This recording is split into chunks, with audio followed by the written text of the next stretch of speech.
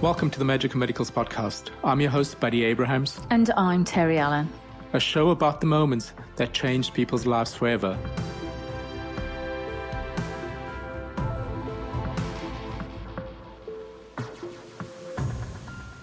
Welcome to the Magical Medicals podcast. I'm your host, Buddy Abrahams. And I'm Terry Allen. So we have today a really, a good friend of mine. Actually, we met on a walk in our neighborhood because she actually lives around the corner from us. We don't see each other as much as we would like, even though we're just a couple of streets down, which is ridiculous. But we've kept in contact ever since. And so Valerie Pappas Llauro, I had to get that right, is a Hollywood executive and a co-founder of the charity organization and a mother of her two children. So thanks, Val, for coming on. And Val and I connected because my mother's name is Valerie. So it was instantly just chatting and getting along. And then we found we had quite a lot in common. And then we wanted for Valerie to share her unique divine story regarding her son. And I don't know it fully, so we are also listening as well for her divine moments to unfold. Unfold and guide us through it. So we're looking forward to listening to it as well. And we thank you for being here. We thank you for joining us and sharing your personal story because it is very personal. So thanks, Val. Well, thanks for allowing me to tell my story. Appreciate it. No, you're welcome, darling. Well, we're going to hand it all over to you to just, we will jump in at any time, but it's yours. The floor is yours, my angel. Okay. So, like most people, life is going along the way it's supposed to be. And I've worked in Hollywood my whole life, from right after college into, well into marriage. And I started having my two children. I was working in the studios at that time. And my firstborn was my son, Alexander. And I actually did an amniocentesis test while I was pregnant with him because I thought I was, 35 and they thought maybe high risk. Anyway, came back normal. And I gave birth to him and it was beautiful and wonderful. And I had my daughter 2 years later. I was still working. Everything was fabulous. And the only thing I noticed with my son was that he was a little bit slow. And when my daughter came along 2 years later, by the time she was 18 months old, I noticed that she was really running circles around him. And I started talking to my pediatrician about it. And every time we'd go for a checkup, he would look at my son and he would have his shirt off. My son would take his shirt off and he was 2 years old, and he'd look at his little arm muscles and he'd say, oh my gosh, this kid's going to be a football player. And so turns into my son's in preschool, and it had been almost 3 years where I kept asking my pediatrician, hey, I just don't think, I'm looking at other boys and they're riding bikes everywhere and they're doing all these things. And he kept saying, no, he's good. Just be patient. You're a nervous mother, whatever. So I ended up in preschool. The teacher had told me his handwriting needed some help, and maybe he needed some occupational therapy and handwriting. He was 4 years old, 4.5 at the time. And I said, okay. So I went back to the doctor and I said, I think, she's suggesting that we go into therapy.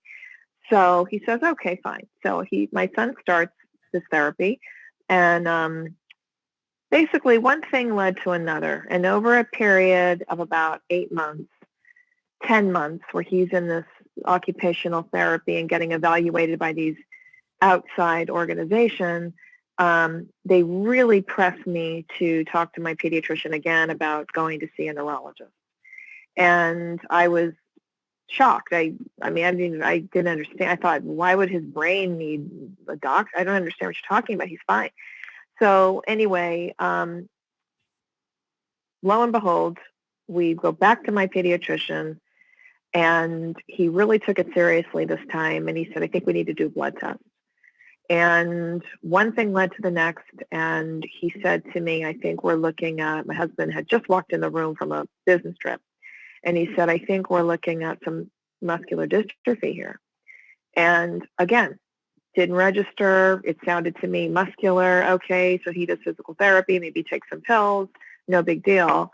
And then my husband and I start Googling it on the way home, and thoughts ran in my head of the Jerry Lewis telethon that we have in America. I don't know if you guys are familiar with that, but Jerry Lewis ran a telethon for like 60 years for muscular dystrophy, and it's all kids in wheelchairs. And that image kept flashing in my head, and I thought, what on earth is this doctor talking about? He's a lunatic. My son doesn't have muscular dystrophy. What is he saying? And we went to a neurologist, and she evaluated him for about 45 minutes. And I was so certain that this doctor would just give him flying colors, green light, he's totally fine, that I booked that appointment on my birthday because the doctor's office happened to be near a restaurant I really wanted to try. And I said, well, we're just going to kill two birds with one stone. We're going to go to this stupid doctor's appointment. She's going to laugh and say your son is fine, and then we'll go have a great dinner. And of course, the exact opposite happened. And she said in a very serious tone, I think we're looking at muscular dystrophy. I think we're looking at Duchenne or Becker muscular dystrophy. And I can tell by his gait, I can tell by the way he walks, and we need to do a genetic test, which will take 2 months to come back.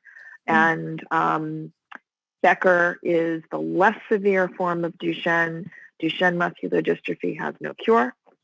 It happens only in boys, and the lifespan could be into the 30s of their life, in living into their 30s.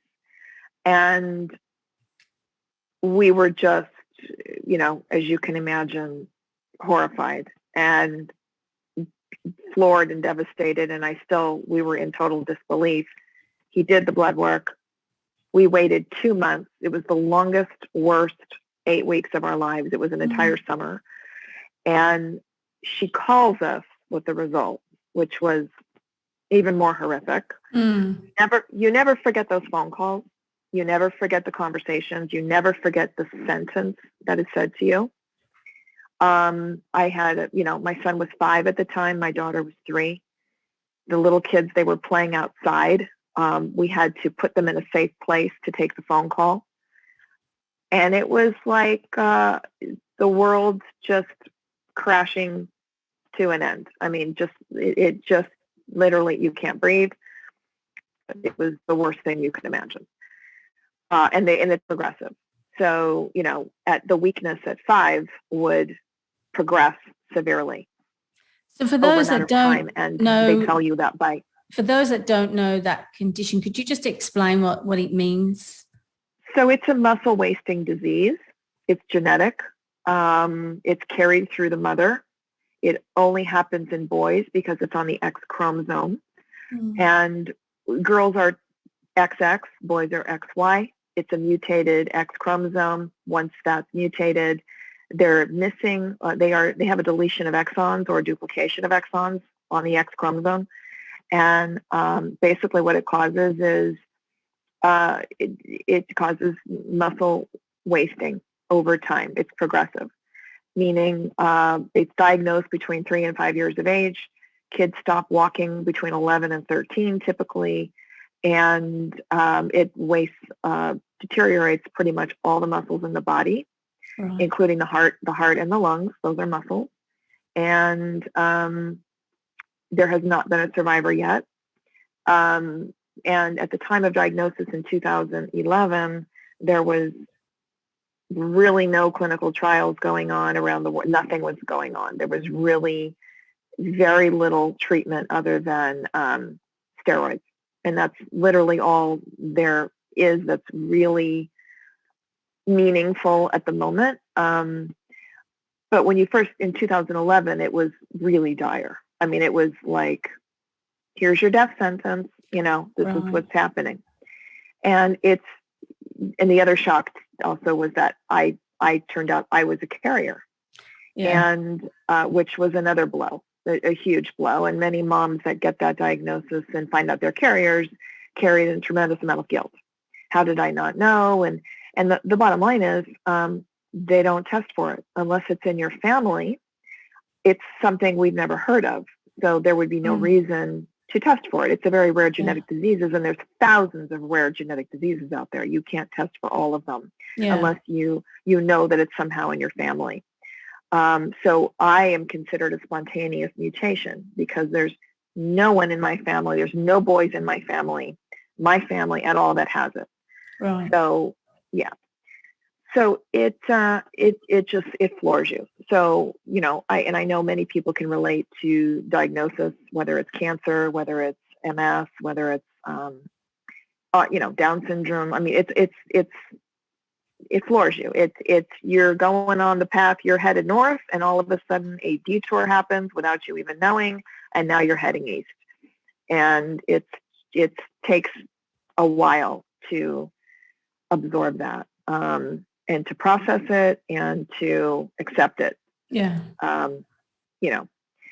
And what I want to say is, upon a diagnosis like that, I mean, honestly, my first reaction, especially when we were officially at the, UCLA hospital, speaking to the neurologist, him looking at all the test results, blood work, everything we got back, he confirmed that it is Duchenne muscular dystrophy.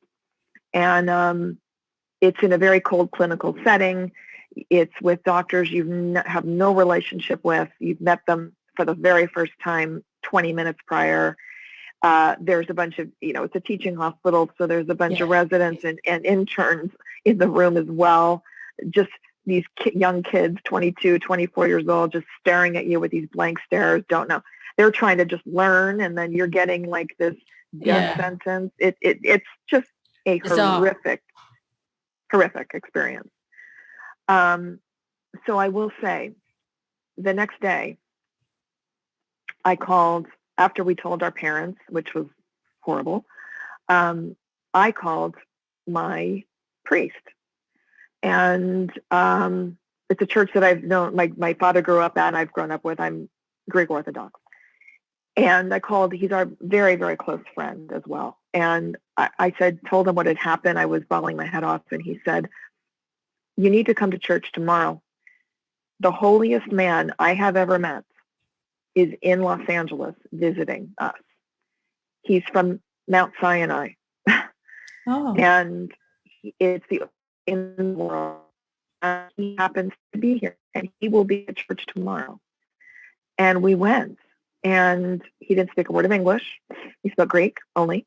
And this very holy man, dressed all in black with the big hat and the whole beard and the whole thing, he took my son, and he put his vestments over his head, and he said a bunch of prayers. And then he said, "And what is wrong with this child? He looks normal." And the translator told him what he had. And he said to me, "You need to bring him to church, put holy oil on him, give him communion. Jesus is with him, and he's going to be fine." Oh, wow. But oh, my God. Here is a ring from Mount Sinai, silver. Have him wear this. Here is the oil. Put this on him every day. Wow. And have faith. And we walked away, and it was the first time that I felt that I could breathe. I felt that there was some higher power involved that I could that I could look to. Now, my husband wasn't on board with any of this yet. I think men sometimes are a little behind us. No offense, but it's true. It's true. No, of course. It's true. We sometimes are not to deal with our emotions as men. Yeah. Well, because men need to fix things, and it's unfixable. It's a society-given thing. Yeah. 100%. So that was the beginning of me getting some strength and being able to wake up each day and function and be a mother and take care of a 3 and a 5-year-old and not fall apart. And I started getting more strong every day. And I went to a medical intuitive about a year later, and I tried to live in the moment between then and that time and all that. And I went to a medical intuitive. I was just in a really lost place, and I just needed some higher form of, wisdom. And I went to this woman, And she told me that, and I know you guys talk about it a lot, that our souls had chosen each other. Correct. And it was hard to believe, and it was hard to sort of understand what that meant at the time. That was the first I'd ever heard of any of that. Our souls choose in this lifetime, and that was all new for me. And I'm like, well, okay, all right. And what she did say, which she didn't know anything about my family, she said, you and the children have chosen this lifetime, have chosen this disease, and your husband is sort of out here, like trying to catch up with you guys, but he's having a hard time, which is exactly what was going on. Yeah. I didn't tell her a thing. And I said, yeah, that makes a lot of sense. And she said, and I'm also getting that you're going to be funding a scientist. You're going to be somehow working in the scientific field. And I mean, that to me sounded like as crazy as you can possibly imagine. I mean, my entire career was working on feature films. I know nothing. I didn't even know a scientist. I'm like, that makes no sense. I don't know what she's talking about. I mean, sounds great, but that's crazy. From what I understand, science is so behind with Duchenne. I don't even know how that could happen.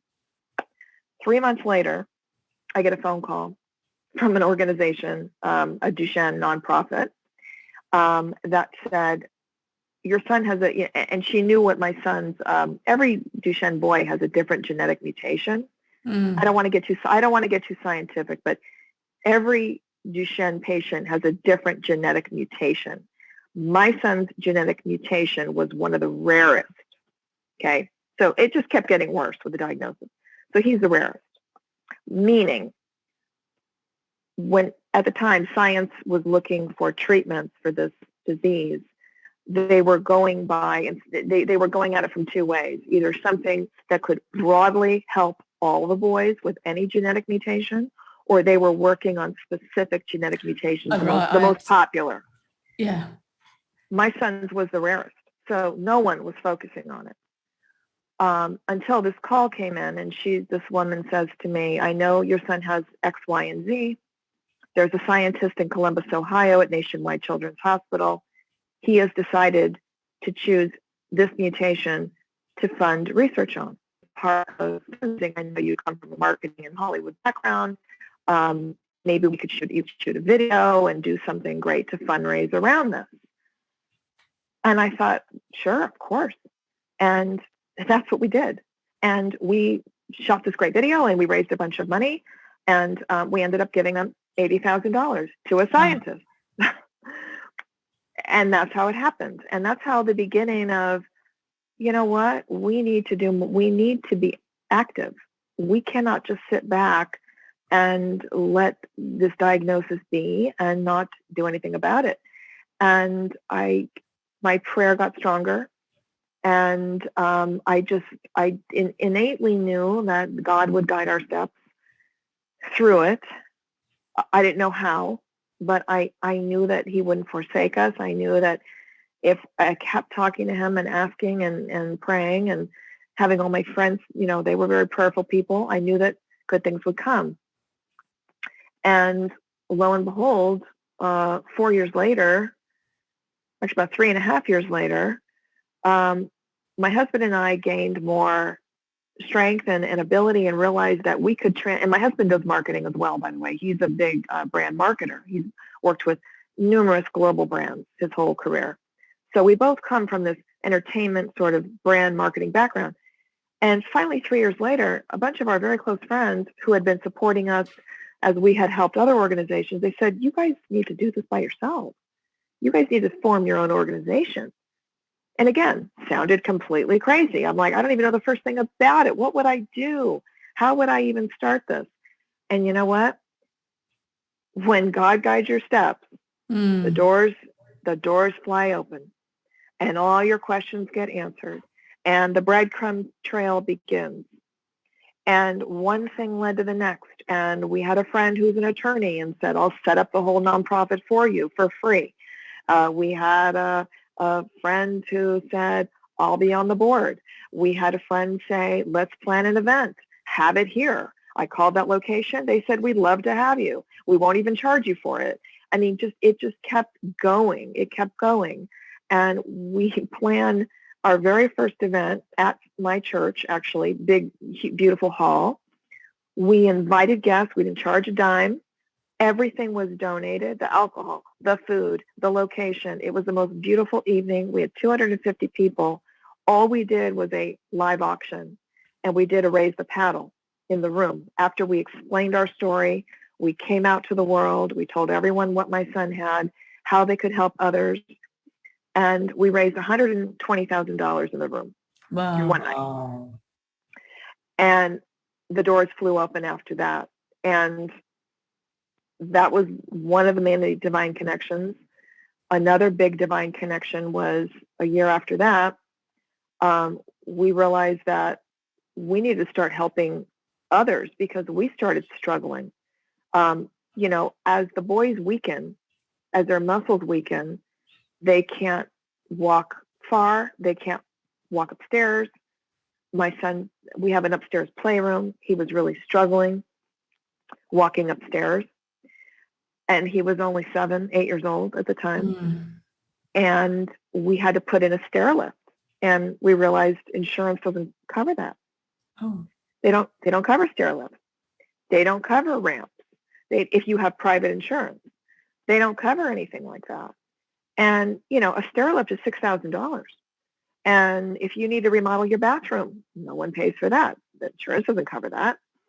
And we thought, oh my God, if we're struggling, like how are these people that are worse off than us functioning?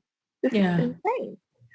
And the very second year, we decided we found a family in Los Angeles that had an 18-year-old son with Duchenne.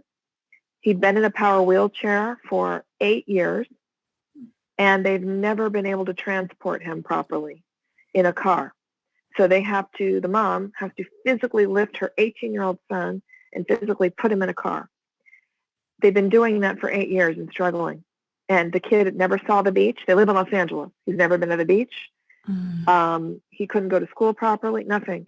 We ended up buying them a van and surprising them at the event year 2. Oh, that's beautiful. And from then we realized, well, this is what we need to do. This is our purpose. This is what's Val, what's the name of your foundation? Walking Strong. Walking Strong. Oh, nice. We are at walkingstrong.org. Walking Strong. And we named it that because the very first thing that happens to these boys is they stop walking. That's the first thing that they lose is their ability to walk between 11 and 13 years old. Mm. And we said, well, obviously we want to keep these boys alive and well, but we need them to keep walking. So that's our first goal. So we named it Walking Strong. However, in year 3 of our gala, my son, who had been in the first ever clinical trial of an experimental drug for Duchenne, he had just finished a 1.5-year trial for a drug that we really hoped would help him. He literally stopped walking at the end of it. And it was really heartbreaking. And we were gearing up for another gala event. And I said to George, like, how can we have an event and have it in an organization called Walking Strong when my son stopped walking? Yeah. And what we decided was that it's not even that we're keeping, we're not only trying to keep the boys walking strong. Keeping the parents. It's keeping the parents. And all of our supporters are walking strong with us. Correct. And it just pivoted the whole meaning and the title. And it was profound. And I will say right after that, another incredible divine connection happened. And one of our board members, who's a very, very close family friend and my son's godmother, happened to meet Kobe Bryant. Wow. And she approached him with a note in hand and handed it to him and said to him, I have to tell you about my godson. I know you get approached all the time, but this is a rare disease with no cure.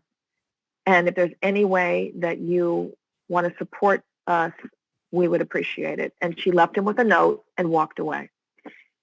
Within 1 hour, his office called us and set up an appointment to talk and asked me what I needed from Kobe. And I threw in a lot of requests, but I asked for one specific thing that I was certain he would say no to. And it was, will you appear in our next video for our gala? And he said yes. And they invited us down to his offices in Newport to film. And I couldn't believe it. And my son is a huge fan of his. Just for anyone listening outside of the USA, do you want to tell them who Kobe Bryant is? Because I didn't know till I moved here. My son did, but I'm not a sports person. I just thought. Yeah, so Kobe Bryant is probably one of the greatest basketball stars ever, alongside Michael Jordan. And he played for the LA Lakers and is just was an enormous celebrity athlete that was beloved and set many world records. And very tragically, he was killed in a helicopter crash. A few years ago. It was a couple of years now, wasn't it? In February. A January, a year and a half ago. Yeah. And very tragic. I remember that. But he touched many, many, many lives. And was just a really amazing figure and very charitable person. But the crazy part about meeting Kobe, I surprised my son. We went down there. He didn't even know what we were doing or where we were going. We just had to leave at 5:30 in the morning. He didn't understand why. And I surprised him. And Kobe walks out the door and meets him, and it was incredible. He shot a video for us. We spent an hour together. Amazing. But he put it on his social media. He took a picture with my son and put it on social media, on his Twitter and Instagram and all that. And yeah, the first time ever, these people heard what Duchenne muscular dystrophy was. Yeah. Okay. It brought so much awareness. So much awareness that it's the disease I've never had. And donations. So it was just absolute divine connection. Well, that was a really beautiful miracle in itself. It was, you couldn't plan it. I mean, it was absolutely divine connection, which just those moments is what gives us the fuel to keep moving forward and know that you're doing the right thing. You know you're on the right path. It's not easy. It doesn't mean that it's easy. I agree. It doesn't, but you know that you have to, I keep saying, follow the breadcrumbs. It's like, being still and watching for the signs and the openings and staying very open yourself is what allows in the miracle. So at this time, what happened with your husband? Was he on board to what's happened? Was he getting more involved with regards to, all the miracles that's happening in your life? I mean, what was his thought pattern? Where was he emotionally? He definitely, it took him about a year and a little over a year, I think, to come around. I think men certainly deal with things right away with anger. He definitely was angry and sad. He was very angry and very sad a lot.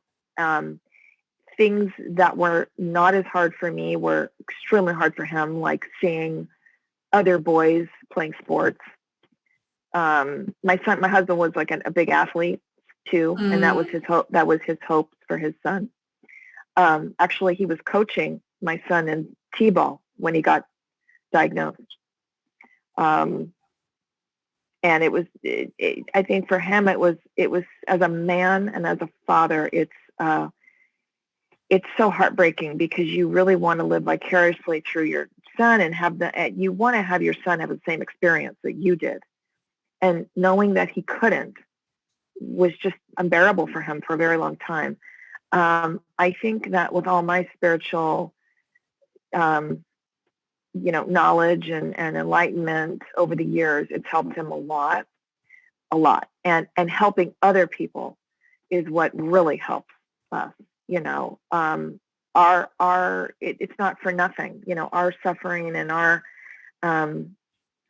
diagnosis and all that is just a sounding board, and it's a launch pad for helping thousands of others. And that's meaningful. That's they say, you got to have a purpose. And before this, didn't know what my purpose was, thought it was something totally else, totally different. Yeah. And, it's not what you choose. And once you get past, you really stop suffering, and you guys practice this. You stop suffering when you stop resisting. Yeah. When you kind of let go and you just give it up to the divine, and you just let God take it. Yeah. And yeah. Also, how is your son in all this time? How is he within himself? How is he being? And well, unlike most boys with his condition, he is in a normal school, has a ton of friends, is very likable, is a very, very happy child. And he's 15 now, so he's a teenager technically. But I will tell you that we feel so incredibly blessed because he never lost his smile. He's never asked why. He never skipped a beat when he stopped walking. And that in of itself is a miracle, because he is so mild-tempered and accepting of what his abilities and disabilities are, and he's okay with it. Yeah, when I met him, he's very okay. When I met him, he was very peaceful within himself, very present, very there, and like you said, he wasn't angry or felt uncomfortable or anything regarding his condition at all. He was very relaxed. I noticed that when I met both your children and your daughter. How was she? Because obviously it's good to talk about other parts of the family because they're more affected, I think, sometimes. Yeah. Yes. She's, and that's very true because of course all the attention, a lot of the attention and the physical attention has to go to the one child. Of course it does. And thank God we had a girl, because I think if she was a boy, it would be much more difficult. Yeah. Much more difficult.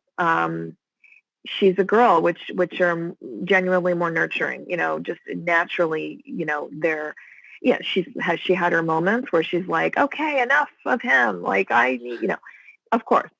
But honestly, she's a great girl. She's 13 now. And it's a beautiful thing, to have a sibling grow up with someone with a disability, another sibling with a disability. It teaches them, oh my gosh, so much, things that adults their whole lives will never learn, on empathy and compassion. I would say that she'd learn everything on empathy, on compassion and understanding for others. And that's one lesson in itself, which education doesn't provide always, and she's well-rounded and well, I've met her anyway. She's a very gentle, kind girl, isn't she?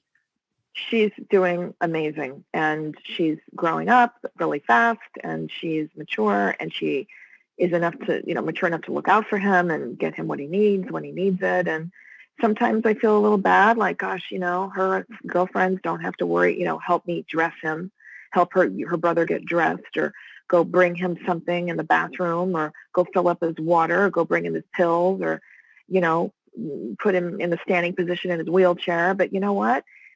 It's good for her. It's a grounding. It's a well-rounded grounding, a gratitude probably for her life and the compassion for others. And I think it's what's the word I'm looking for? It's like a gift really, but it's not. I don't want to use the wrong word. Do you know It's what I a mean? mindful awareness for her.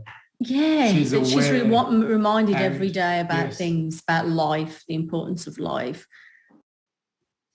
So it's basically just bringing some awareness to your daughter, but also I'm sure you as a person has grown spiritually throughout this entire process, Valerie. I think as a family you have. And I know Valerie well enough to know that she won't mind me saying this.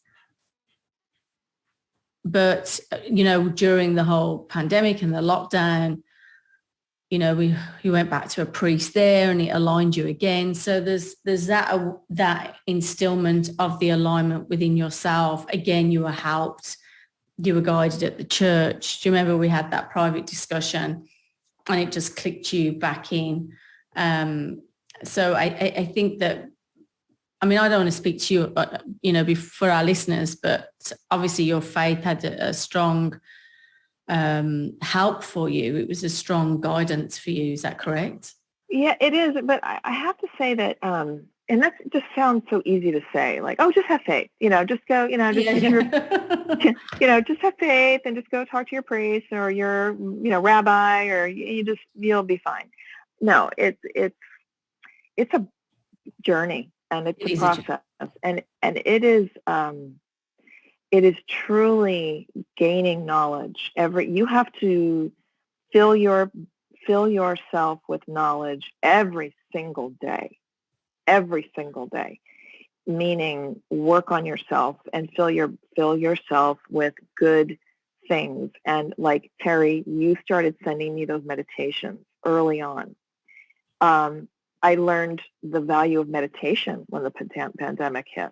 I mean, I really got into it, and you know, once the doors open with evolvement, it just gets greater and greater, and things start coming your way, information, videos, people start sending you nuggets. You know, all of a sudden I would be thinking of something. I said this to you probably 3 or 4 times. I was going through something and then like bling, like your text would come up with a meditation in it. And I'm like, that's not an accident. You know, I need to look at all these signs. And, you know, it's really filling yourself with a lot of, listen, this pandemic, Terry, you and I talked about it many times. This did a lot for people. This was a incredible shift and awakening globally. And you either sunk or swim.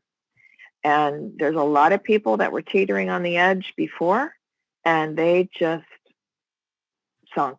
I mean, this just pushed them over the edge completely. For others, it was a relief. God willing, you were healthy and you know, no one got sick or, you know, God forbid, died in your, you know, in your inner circle. But for those who were healthy and were able to stay home and be healthy, you were grounded, whether you liked it or not. And it didn't matter what socioeconomic class you were in. It didn't matter if you were a celebrity, an athlete, somebody in the middle of, you know, India. Like you were grounded. And all the nonsense that we were caught up with before this pandemic hit, fell off. All the culture, the keeping up, the social, it stopped and it came to a screeching halt.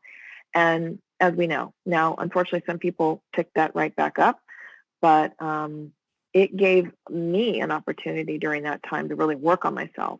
And people, you know, and you know it's working when A, you're at peace, much more, and B, people notice it and they say, wow, you seem different, you seem calmer, you're not as reactive, you know, to things. And also living, the most important lesson I've learned through all of this, and living in the present moment. And again, that's overused.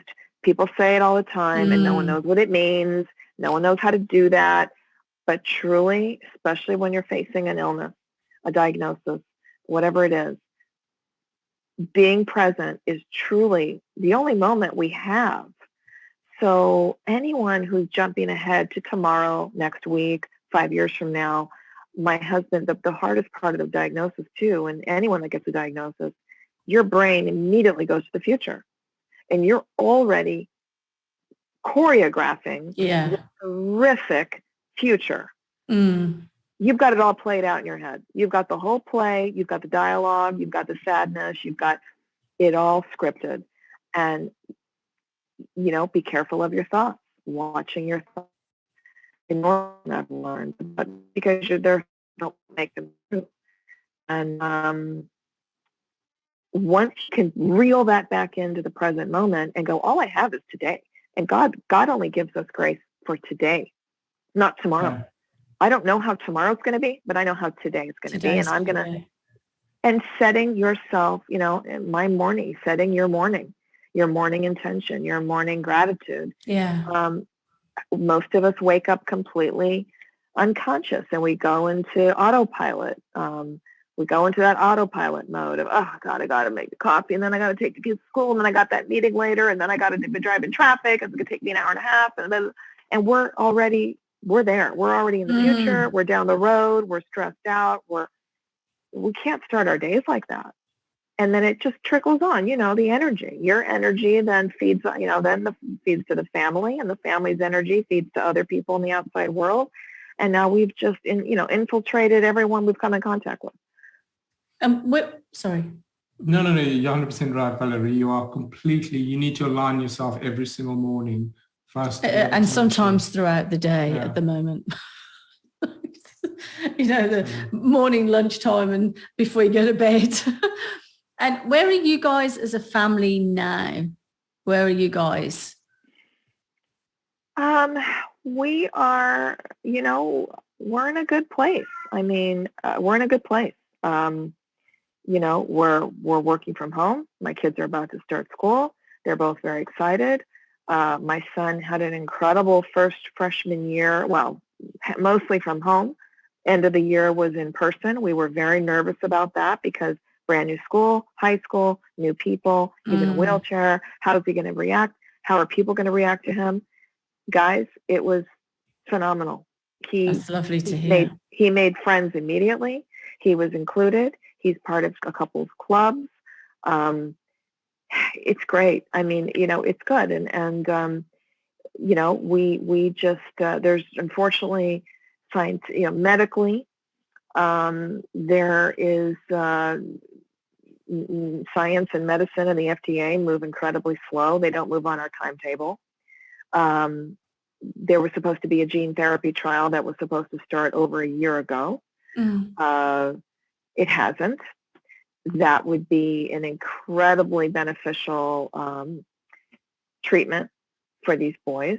Alexander could potentially be in this trial with, and when I say clinical trial for Duchenne, I don't mean a clinical trial for like cancer or diabetes where they're recruiting, 10,000 recipients from all over the country. And this is a rare disease. So when I say clinical trial, I mean, this is going to be like fixing and correcting the gene. And they are going to accept 10 kids from around the world. So it's a big deal. And you can't even imagine the people from all over the world that try to call these hospitals and go, I will move there. I will do whatever I can to get my kid in the trial. And don't forget, it's a very small number. Not only the small number, let's say it's 10 kids, it's also got to be the age range from, 11 to 15-year-olds only, and they have to be either ambulatory or non-ambulatory, they make it's a needle in a haystack. So everyone in this community, I try to, I have a lot of Duchenne mothers and friends around the country, and I try to keep them on course. Oh, and I will tell you the most exciting thing that Walking Strong is doing, another enormous blessing, is, get this, this is an important thing. So at the beginning of the pandemic, Terry, when I was talking to you and we were all going crazy and spinning and whatever, I really Hollywood, was one of the industries that was completely crushed and stopped. And I was going through a whole thing personally of what's my future. I love being part of a charitable organization. I love helping people, but that can't be, I want more than that. I don't want my whole identity to be walking strong and Duchenne muscular dystrophy. I need myself. I need my creativity. I need to be involved with my industry. So I was going through this hard thing, and I was put in touch with a friend of a friend who's a mental wellness coach. Amazing. All of her about myself. And then I thought maybe I should be a life coach. I don't know. Maybe that's my future. But the real point of the conversation was this woman, who's just the loveliest soul ever, is now Walking Strong's life coach. And we offer free life coaching, mental wellness for anyone with Duchenne and their families. Oh, that's free. Amazing, that's beautiful. For free for 1 year. And the most amazing part of the pandemic is now we're all on Zoom and everything's virtual. Yeah. She's in Toronto, Canada. Oh. So she does this from her home in Toronto. And so far, I will tell you, Walking Strong has helped about 55 families with medical devices and handicap vans. And we have helped about 15 Duchenne boys, mothers, and fathers with life coaching and mental wellness coaching. Oh, that's beautiful. That's lovely. No, very nice. That's absolutely gorgeous. So it's great that you're in the profession that you're in, and it helps, and but also meeting it's a way of giving back, and it's a way of giving back. It really gives a level of pure gratitude, which is. But also, she's amazing. helping the community, and you all benefit, really, don't you? All of us. Everyone benefits. People pass that energy on or pass it on. Right. So, well, I guess serving others is really true. They always said that, didn't they? Get off yourself onto others. Yes. Well, Valerie, thank you so much for taking the time to talk to us today. We truly, truly appreciate it. Yeah, thank you for sharing your story and touching other people's lives and tools and tips. And thank you so much for coming on here. I know you were meant to come on before, then I just forgot. Then something says to me, meditation, Valerie. I was like, oh yeah, reached out. Well, but thank you guys for spreading this as well, because all of your guests and everything you're doing is just making the world a better place as well. So thank you. Thank you, darling. Thanks very much. Well, feel free to get in contact with us at info@themagicalmedicalspodcast.com. That's info@themagicalmedicalspodcast.com. Thank you so much.